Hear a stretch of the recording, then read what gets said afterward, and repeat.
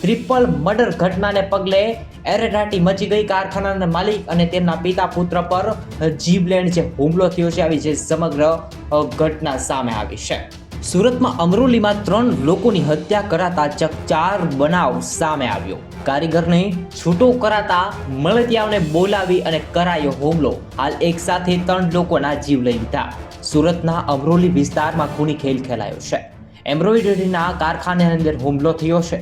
મારામારીમાં 3 લોકોના જીવ ગયા. હાલમાં મોત થયા છે 3 લોકોના. સુરતમાં નોકરી માટે ખેલાયો છે ખૂની ખેલ. એક સાથે 3 લોકોની હત્યા કરાઈ. કારીગરને છૂટો કરવામાં આવ્યો. તે દરમિયાન કંઈક બોલાચાલી થઈ. બોલાચાલી થતા જ મળતિયાઓને લઈ આવ્યો. મળતિયાઓને લઈને આવતા એક ખૂની ખેલ ખેલવામાં આવ્યો, જેની અંદર 3 લોકોના જીવ લઈ દીધા છે. સુરતના અમરોલી વિસ્તારમાં નોકરી માટે એક ખેલ ખેલાયો છે. વેદાંત ટેક્સો એમ્બ્રોઇડરીના કારખાના અંદર માલિક સહિત 3ની હત્યા થઈ અને ચકચાર બનાવ સામે આવ્યો. જી હા મિત્રો, માલિક સહિત બીજા 2.